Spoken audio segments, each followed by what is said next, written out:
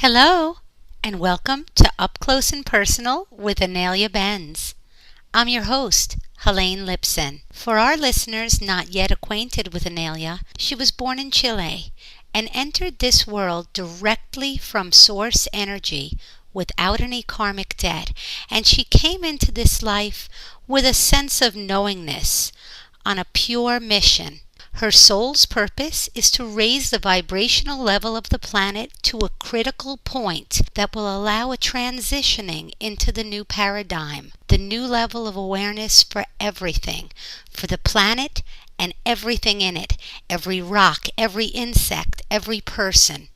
And to do that job, Inelia is a spiritual catalyst, awakening those asleep, helping those already aware to reach a higher vibrational level. And she's even traveled to different geographical areas in various ways for the sake of cleansing it so that the vibration can come through properly. Music has played a huge role in the life of Inelia Benz. She played classical guitar until a motorcycle accident at age 18 left her unable to play. Today, on Up Close and Personal with Inelia Benz, we'll learn more about Inelia's experience as well as her views on music in terms of healing the body and spirit with sound. We'll also learn about where she believes the creative force within each and every one of us lies. Hello, Inelia. Hi, good morning. Hi, how are you? I'm doing great, thank you. I'm excited to talk to you about music. I know that you played classical guitar until the age of 18. I'd like to hear more about your experience. Yeah, music was always really important in our lives, in the family. When I was very young, even before I think even as a toddler, my father would often play classical music in the house with his record players. And he had learned how to play the piano as well. And he would sometimes, one of the little party tricks we used to have was that when there were people in the house or they're having a party, it was literally a party trick. He would play three notes on the piano, and then I would tell him where that came from, what symphony or what composer, and sometimes the actual part, the actual location of the music piece was, right? Wow. And he thought it was wonderful, and everybody would clap and stuff. And then as I was growing older, then this was way older. My parents were, specifically my father, had a very traditional type of elitist education, which involved art, music, some sort of sport, and philosophy, and all the other, like what we would think of education right now would be like the three R's, and sciences and things like that. So when we were growing up, he was very particular about us having a rounded education as well. And this is something that I think is very important too, because it actually develops both sides of the brain at an equal time, at the same time. And so with regards to the arts, though, I really wanted to play the piano. But because I was small and thin, he decided that my art was going to be ballet. Oh.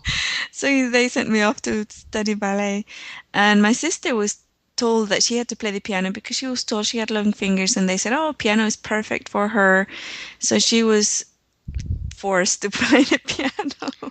Oh. And then my brother, he was given the guitar, and he loved the guitar, but he wanted to play the violin. So basically they didn't listen to any of us, and we were all stuck with instruments that we didn't like and stuff. And my sister actually wanted to learn to play the guitar. So at the end of the day, we would swap over. I never got to learn an instrument as a very young child, but when I was a teenager in England, my mother, who also loved music very, very much, and she always was playing the guitar and learning how to play the guitar and singing, decided to start a musical group, like Latin American, Inti Yimani and Los Jaivas type music. Anybody who's from South America or from Chile will know who those people are. And what we might think of Andean music, right? It's not really what, Central American or nothing like the salsa or anything like that. It's Andean music, lots of pipes and guitars and charangos and things like that. And so we started playing that, and I noticed that whatever instrument I would hold in my hands, I was able to, after playing for a little while, messing around with it, I would be able to replicate whatever somebody else was playing. And so we had this little game. There were two professional musicians in the group, and then there was the rest of us who had no qualifications. And my brother would play the drums, the big drum, the bumbo it's called, and it's a Native American, South American instrument. And he would play the charango, which is a string instrument from the Andes as well. I would play the guitar and the flute and the quena, which is a wind instrument from South America as well. My mom would play the guitar, and no, actually she didn't play the guitar. She would sing, or sometimes she would play the guitar, yes.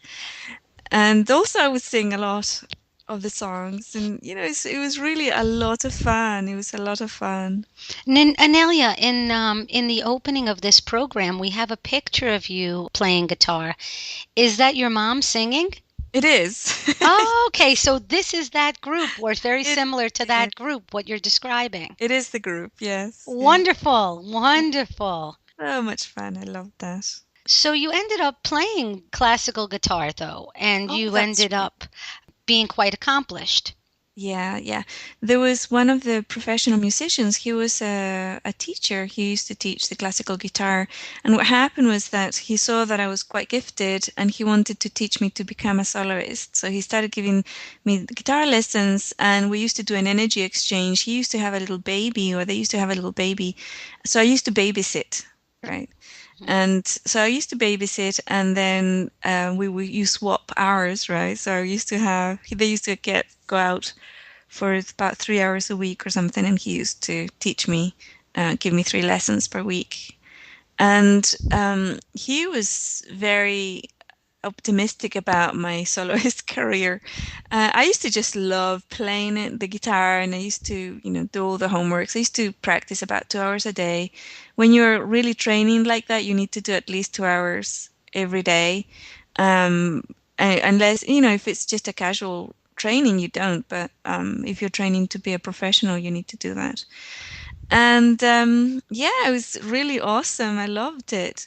Then I turned like years later, I turned 18, had that unfortunate accident, and I couldn't play anymore. My hand was destroyed basically, and I was fine. I was like, oh well, whatever, and I continued with my life. My teacher, however, had invested a lot of time, energy, and dreams on what we were going to achieve, and he turned out, I mean, he had a nervous breakdown. Literally, he just Oh, couldn't cope with it.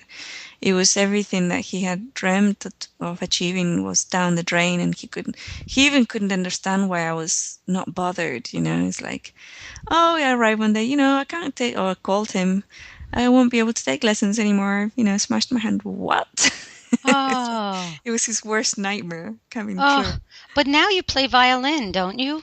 That's right. Yeah, just recently, a year or two ago, Source asked me to learn one musical instrument and learn French, as we talked about. And yeah, French is dragging my heels, and I'm still I'm doing the Rosetta thing, Rosetta Stone or whatever on it. And music, I began right away. And because violin, you see, you hold the bow, but you don't have to use your fingers. You don't move your fingers. It's actually the finger movement that I can't really do. So playing the violin has been enormous for me, huge, huge for me. It's tremendous.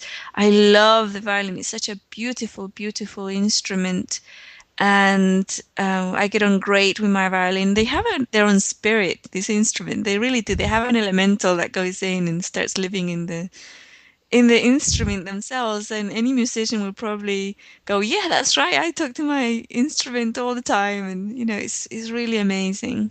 That's interesting because you were saying earlier in this interview that whatever instrument you picked up, you connected with the instrument. I mean, you didn't say it in such a way, but you connected, and the next thing you know, you were able to play it.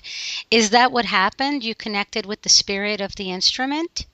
Well, I had never thought about it that way, but I think you're probably right, because that's when I would grab the instrument, I would really just touch it and look at it and, yeah, connect with the instrument itself, and it would tell me how to play it. You're right. Yes. So That was the mechanics behind it. I'd like, when I think about major composers, even major artists of every kind, there is some kind of creative force or spirit which goes through them. Is it the higher self of the person that is guiding them to play and create?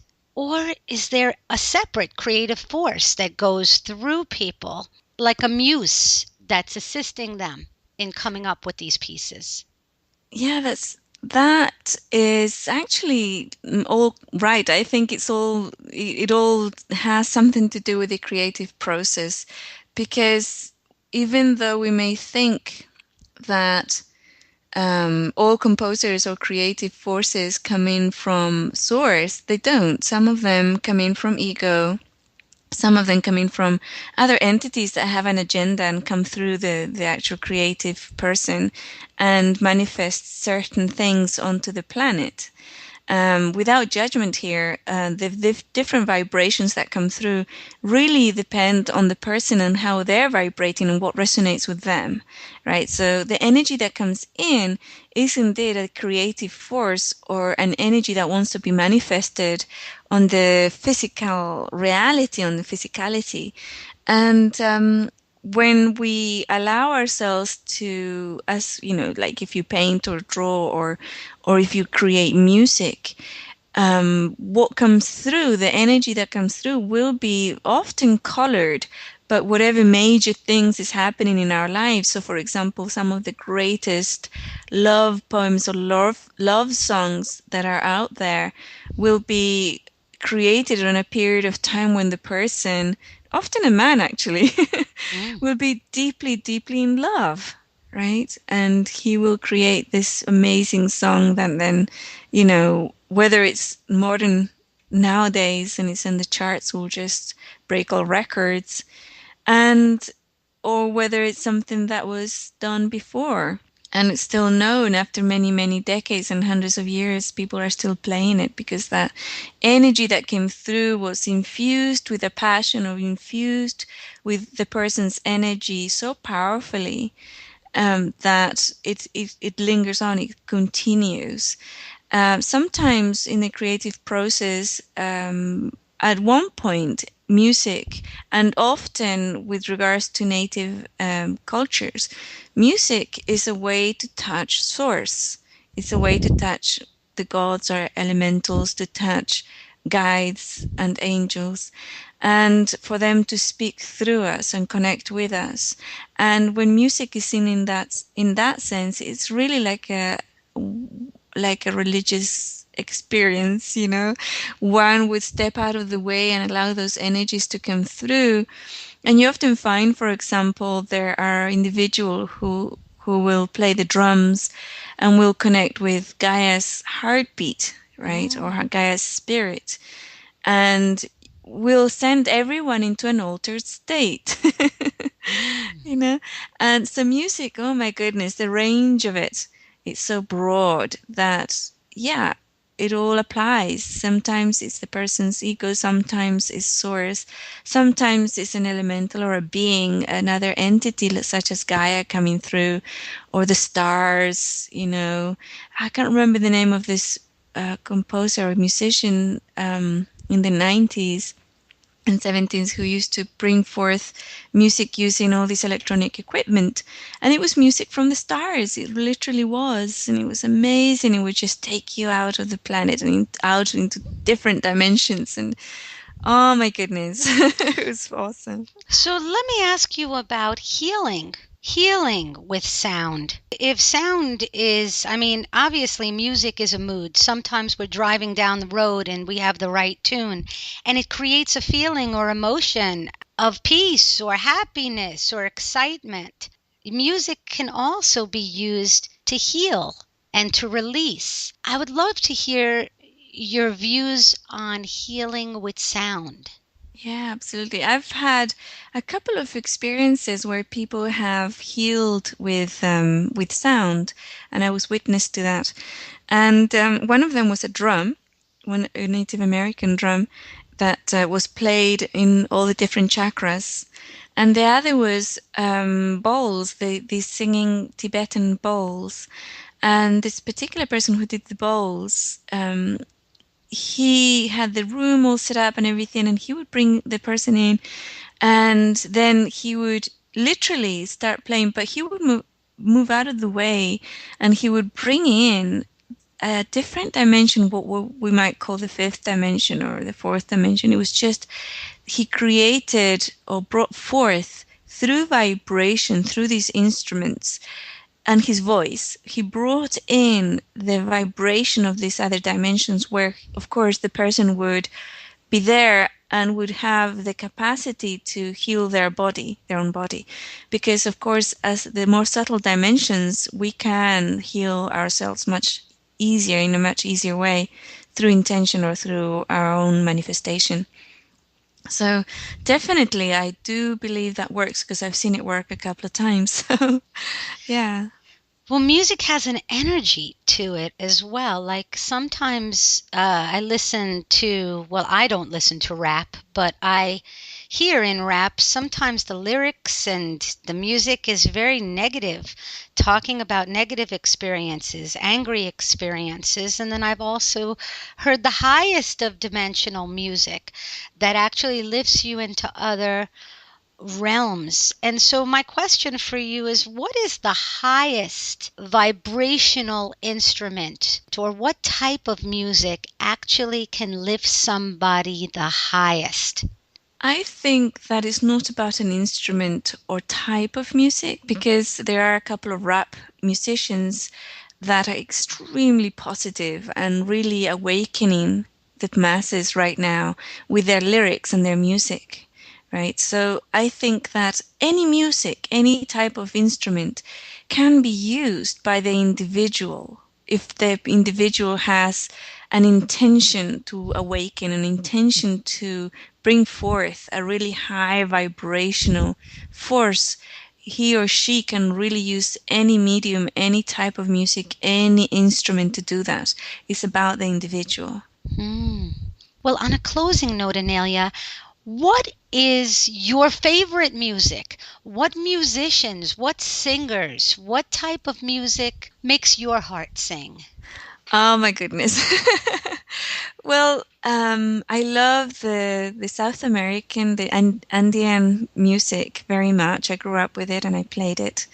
I also love Queen. I think they were wonderful musicians, especially Eddie Murphy. Eddie Oh, Murphy, sorry. Freddie Freddie, Mercury. Freddie Mercury. So I had a little bit of a, I mean, especially Freddie Mercury with inside Queen.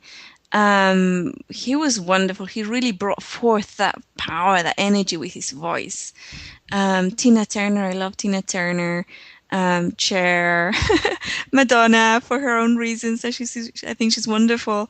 She's really used the system to create something for herself, and even though her music is very is used very much, in a sense to put people in the very low vibrational level sometimes, she's actually very good at it. Mm.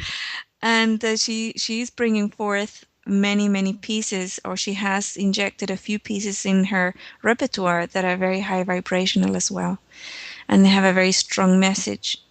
And so she's used the system, as it were.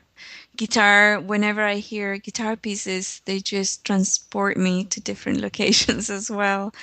The violin, of course, Beethoven, Mozart. Oh my goodness, so many of the classical and romantic composers. Their music is just out of this world. So it's very broad, really, sense of the types of music that I like. And like I mentioned before, there's a couple of rap musicians who have really transformed their own music. And there's independent musicians that I can't recall their names who are very, very good.